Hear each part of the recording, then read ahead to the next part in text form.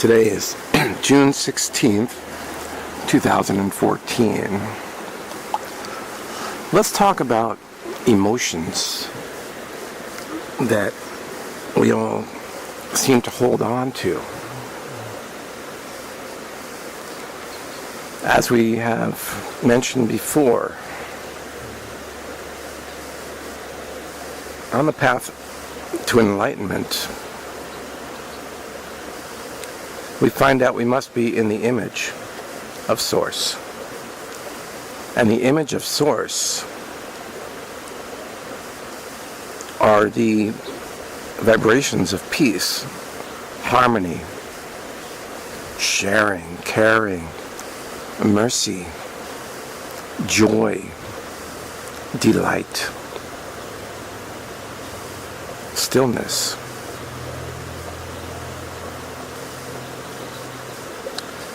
How can we match those vibrations if we are holding on to regret, grief, anger, blame?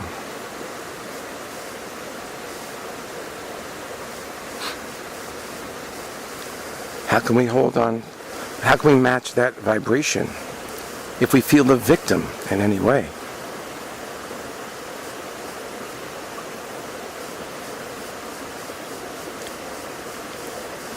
What is the world doing to you?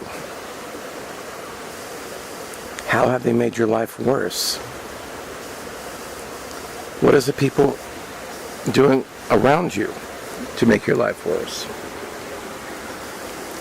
Nothing. We are responsible for our own happiness.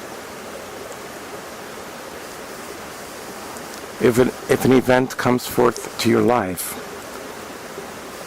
it was created by you or your soul so that it may show you how to wake up to the truth. And again, match the image of vibration of the Source. So we all go through many lessons which cycle through our lives. Lessons of emotional conflict. Lessons of physical conflict.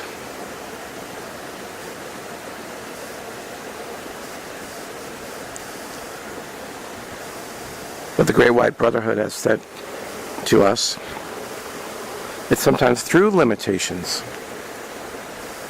that we learn the most.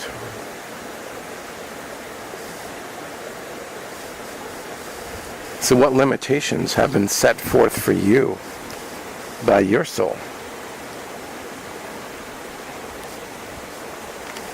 Do you know you could always negotiate with your soul every day? Even if negotiations didn't pan out one day, you could keep negotiating every day, all the time. Everything is negotiable in this three-dimensional holographic world. But you have to think, what am I putting on the table to create an equal playing field for these negotiations to occur? Well, you have to understand, what is your soul's purpose? The soul's purpose is to bring you back to oneness with all, Source. To get you to understand that you are not separate, although the illusion says you are. To get you to understand that all that happens around you is just that, happening around you. And it doesn't have to be taken in. And it definitely doesn't have to be held on to. Now, I know there's many things that do get taken in, even by people who are very much on their path to be enlightened. The loss of a loved one, the pain of a loved one, and extreme pain in oneself.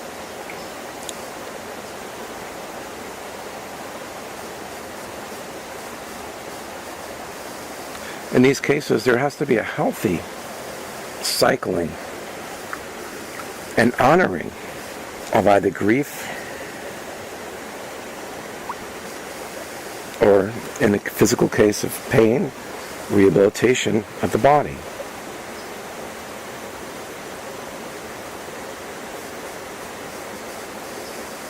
We forget, or maybe we've never known, that our bodies are the bodies of Source. If you like, the body of Christ, the body of Buddha.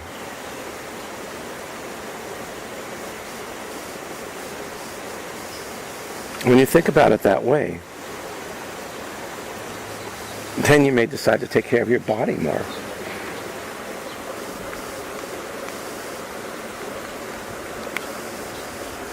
And the biggest secret is the most simplest of all. To keep everything in balance. I haven't been one to stay in balance. I've always been a hard worker. And when I set out to meet a goal, I've worked day and night to achieve it. And then after that, I collapse and deal with whatever physical pains and possible disorientations that I've created for myself. Did I really need to finish that project as soon as I did?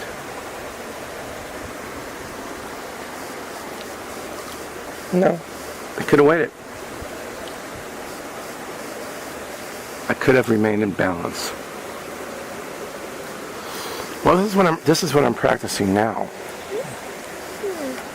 As the Great White Brotherhood have taught us, to put 25% of our energies into certain areas of our life. So you put 25% of your energies into your relationships, whether it be a husband or a wife, children, parents, friends. Then you put 25% of your life into your spiritual actions, whether it be meditation, reading, speaking, writing.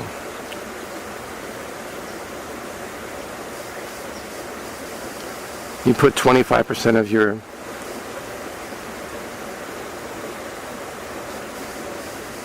time into your work endeavors. Now, I know some of you it's going to be difficult if you have an 8-hour, even sometimes a 9-hour day to work. Because 9 times 4 is 36, and there's not 36 hours in a day. But what you can do is utilize the time that you're at work by bringing yourself into a state of peace, by meditating on a break, calling a loved one.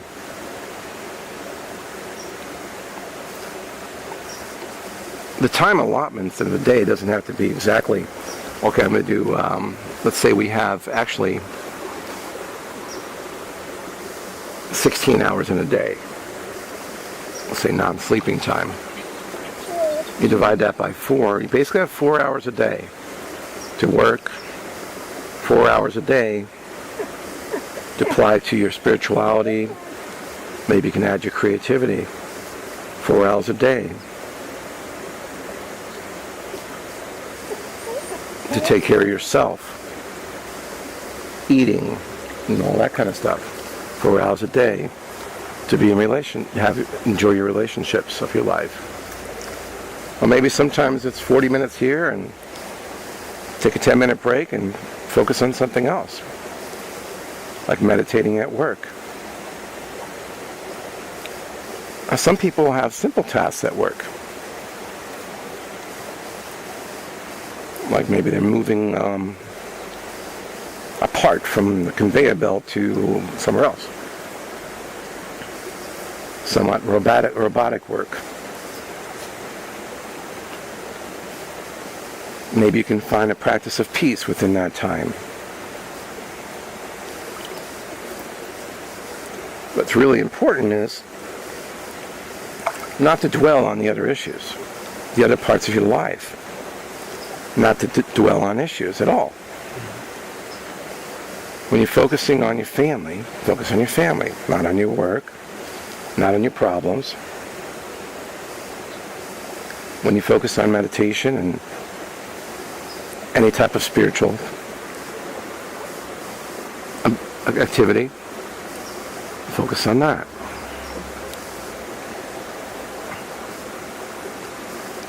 Find the purity of present time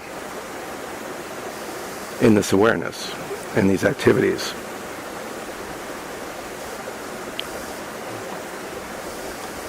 I kind of look at it this way. If I can manage to stay in the pureness of the presence during any of these activities, it's almost like I get extra credit. I've doubled my time. It's true. When you're truly in the now moment as you are doing any one of these, the value of that time is probably increased exponentially. I'm just going to double it for myself. So again, from the beginning we talked about not holding on to anything.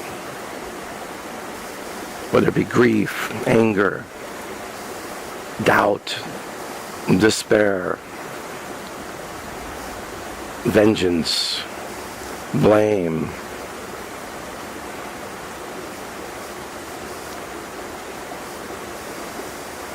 Because you can't truly be in the present moment,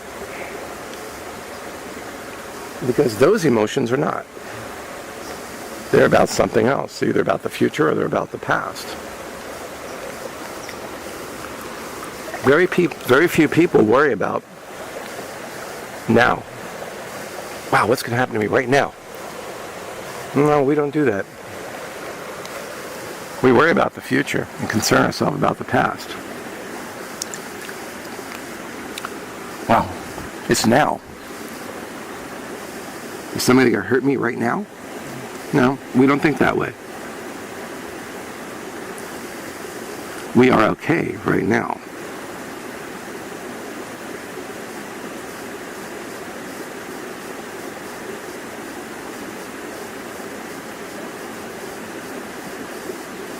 Saint Peter, the disciple of Yeshua ben Joseph, came to a few of our sessions with my wife Marina and I recently. And one of his biggest lessons was a lesson of regret. He talked about how he denied Jesus Christ, Yeshua ben Joseph. When Jesus was being arrested, and he denied him. People said, you were with Jesus? And he said, no, I wasn't. That wasn't me. It was somebody else. And he regretted that. In fact, he went as far as saying that he wants to be considered the great patron saint of regret. Not for people to focus on, oh wow, he really did something wrong. He should have stood up for himself and said, no, I'm with Jesus. And when somebody asked him about the philosophies of Jesus, to speak forth and say them. Especially to the church members or the temple members, the Pharisees and the other people in the Jewish sects at the time.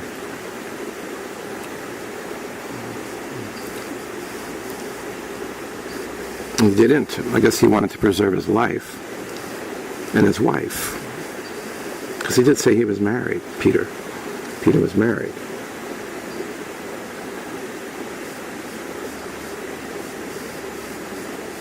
No, he wants to be called the patron saint of regret.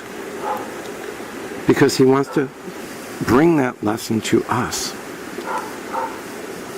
He is talking to us from what in the Bible would be called the kingdom of heaven, which means he's already mastered this physical realm. Now, I didn't ask if Peter came back to this world one or more times and then it became the enlightened being and mastered this world.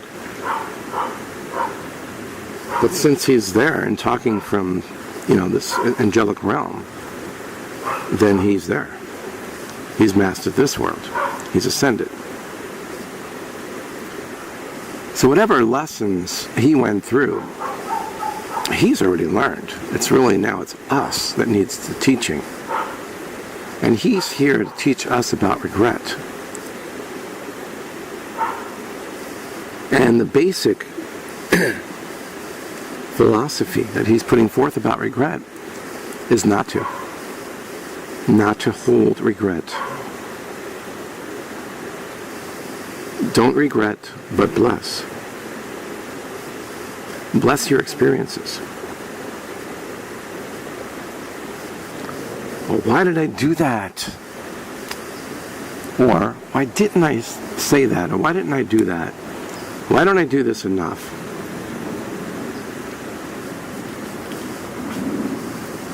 Those are all feelings of regret too.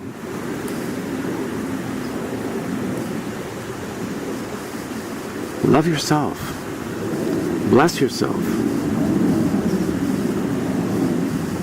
You are a great, holy expression of Source who has been put through a maze called planet Earth. And in a maze, one makes many wrong turns before finding their way out. And if you're in a maze and you make a wrong turn and you find the dead end and you have to go back, do you hit yourself on the head and say, why did I go down this wrong turn? Why? Stupid me. Of course not. It's just what it is to be in a maze. Nobody can walk an unknown maze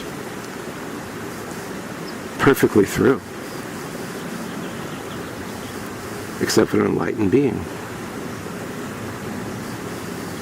Why is that? Well, an enlightened being can raise themselves above the maze and literally look for the path, or asked to be guided by a pure source. Okay, we're not enlightened beings yet. So expect the wrong turns. Know that you're going to make the wrong turns. Minimize them, yes. And most importantly, try not to come back to the same spot again and make that same wrong turn, which many people do in a maze.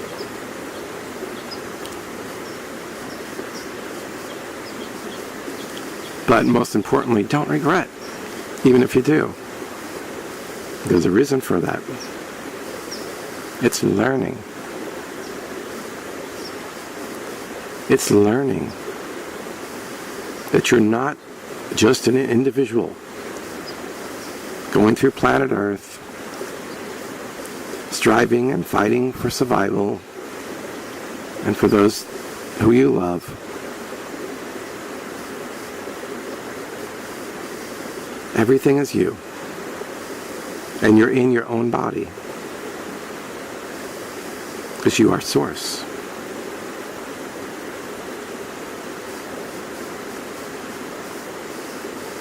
And when you bring yourself closer to source consciousness, you'll merely laugh at the wrong turn. Haha, I made a wrong turn. That was funny. Okay, now let me try this way. This way feels good.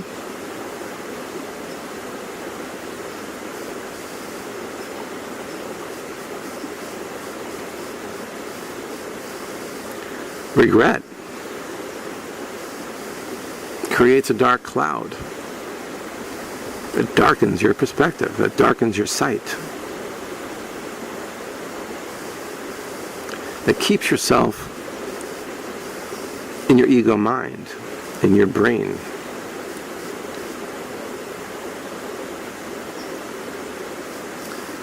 Please listen to the session I released, How to Activate Your Heart Mind. And do that. Activate your heart mind so that you may make your decisions from that place with a source consciousness is your heart mind. And then from that place, you can easily forgive the ego, your being, for its choices, for its decisions, what it's done. And move forth with purity and vibrate to source. This is essential. We have to vibrate the source to be source. You have to be in harmony to be source. You have to be at peace and committed to peace to be source. You need to be joyful to be source, to be delighted. That is the true essence of source.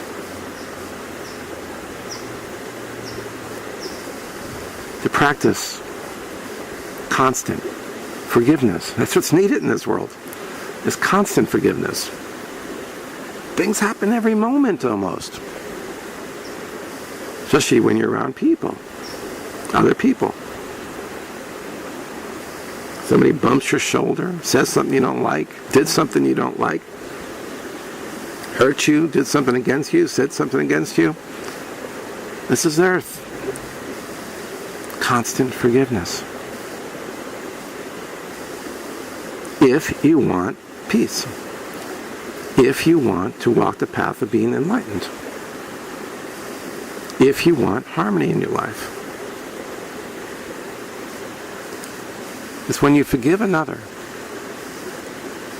then you go to the next step and see them as the grace of the divine that they are. You then dissolve many of the behaviors and the negative vibrations that they're carrying, so that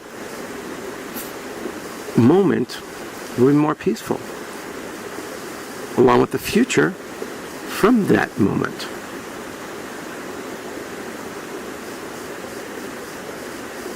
See people for who they are. They are the beautiful divine, coming into this world to express God, to express the source. And given an ego mind, which believes itself to be the true mind of the body, and the body, the being, is separate. And it has to fight for survival to get through this world. It's a dog-eat-dog world, according to the ego. You see? If we stay in the ego, then that's the world we get. You will be fighting. You will be in conflict. That's the world your ego manifests, projects. While the heart mind projects a world of peace, your world of peace. A beautiful garden, beautiful flowers, a beautiful ocean, a beautiful lake, a beautiful river, a beautiful pond, a beautiful forest, or just a beautiful day, even in the city. A beautiful day in your car, in traffic, where, if given the time, you will have time to be at peace in your own mind.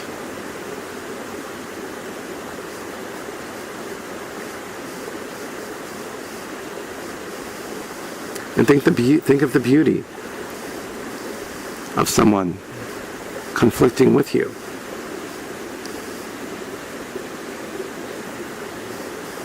Then say to yourself, this is great. This is giving me a chance to practice everything I just listened to. I'm going to practice this forgiveness. I'm going to practice not reacting.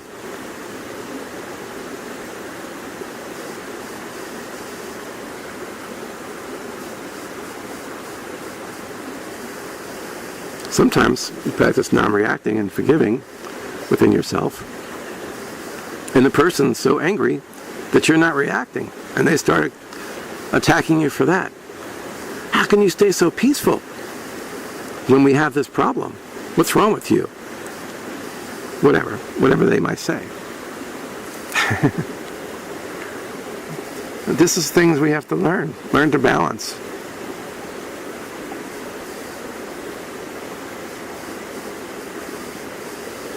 But a good thing to say in that case is it's not that I'm just bringing peace to myself, but I am wishing peace for you as well. Well, that person might then step up out of blame, out of anger, and just merely state what it is they want or need. They might say something like, well, I could be in peace if you would just understand the way I feel about whatever. And then you'll say, okay, I'm going to really pay attention to that. And I'm going to make sure that I do remain aware of how you feel about that. You know, this is just a scenario, but anything like that could happen. And all of a sudden you feel that vibration just calming down. And the armor has been taken off. The artillery has disappeared. And now an air of peace remains.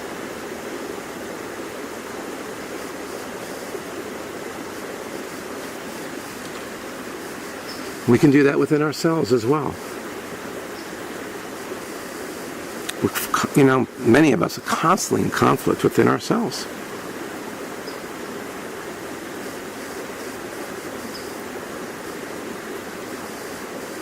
Put your hand over your belly and ask your being, what do I need?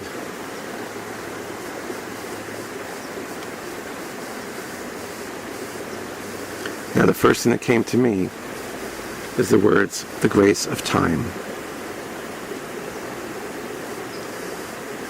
Because it's been one of my obstacles.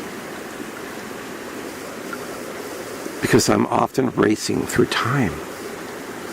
I have so much I want to accomplish. I have such a full life. And I figure, well, I can definitely deal with this by racing through time, getting things done as quick as possible.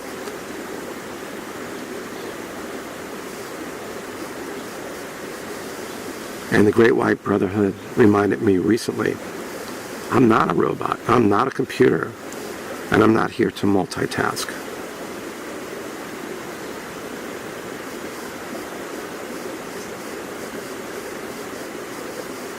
So I will do my one thing at a time. Do it in a now moment. Do it with the essence of peace and grace. Do it with joy. And when I get to the other moment,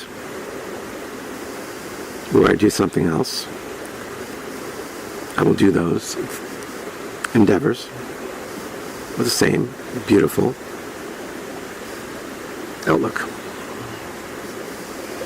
And I wish this for you as well.